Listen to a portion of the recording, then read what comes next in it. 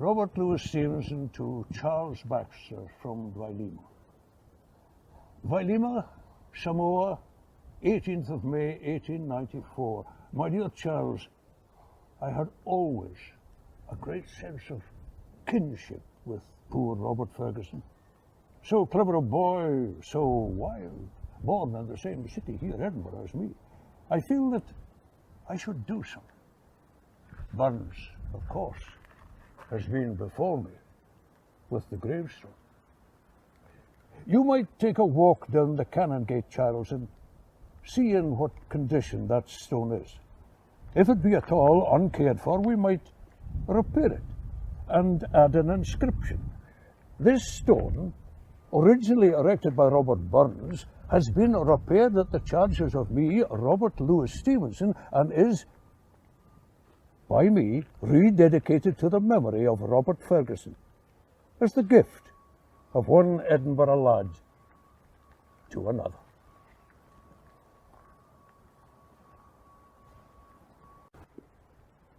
Blows the wind, and the sun and the rain are flying.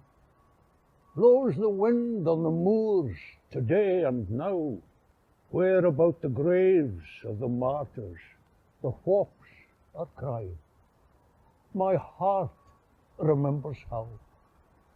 Grey recumbent tombs of the dead in desert places, standing stones on the vacant, wine-red moor, hills of sheep and the howls of the silent, vanished races, and winds austere and pure. Be it granted me to behold you again in dying, hills of home, and to hear again the call, hear about the graves of the martyrs, the peewees crying, and hear no more at all.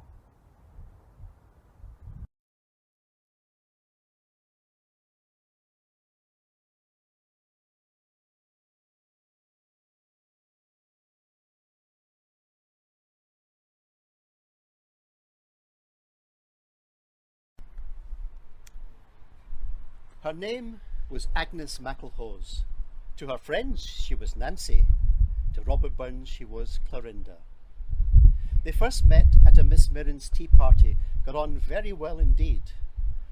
But Clorinda was married with 3 children, and Burns fell from a coach and injured his knee, and so they had to correspond secretly by letter. Burns was Sylvanda, Nancy was Clorinda. Burns wrote, "When dear Clorinda, matchless fair, first struck Sylvanda's raptured view, he gazed, he listened to despair. Alas, 'twas all he dared to do. Yea, fond kiss, and then we sever. Yea, farewell, alas, forever. Deep in heart-wrung tears I'll pledge thee, warring sighs and groans I'll wage thee. I'll ne'er blame my partial fancy, nothing could resist my Nancy. But to see her was to love her, love but her and love forever. Had we never loved so kindly, had we never loved so blindly, never met nor never parted, we had ne'er been broken-hearted. And fare thee well, thou first and fairest. Fare thee well, thou best and dearest.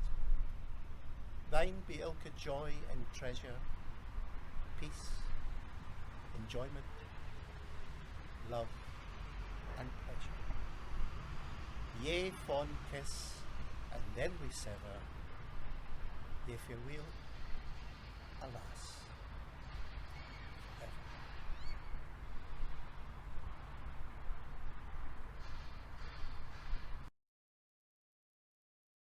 Here lies one who meant well, tried hard, failed much. Surely an epitaph of which he need not be ashamed.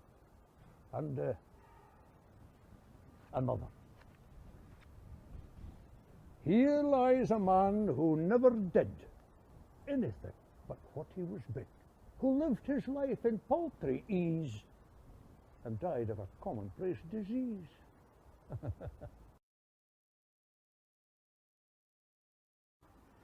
We sleekit, cowrin, timorous beastie, or with a panic's in thy breastie, thou needna start a wassy hasty wi' bicker and brattle.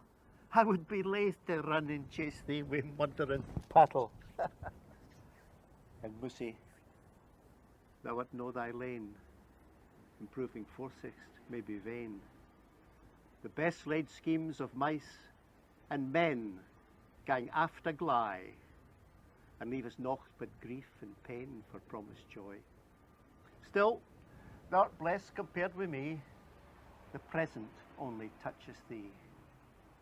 Och, I backward cast my eye on prospects drear, and forward, though I canna see, I guess, and fear.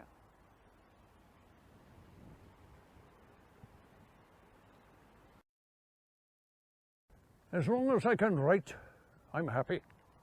As long as the pen will scratch and the words will come. But how can a collection of words compete with life?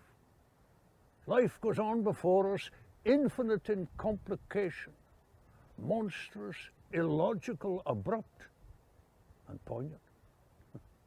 Life whose sun we cannot look upon, whose passions waste us, the seat of wonder, the beauty of the dawn, the scorching of fire, the bitterness of death.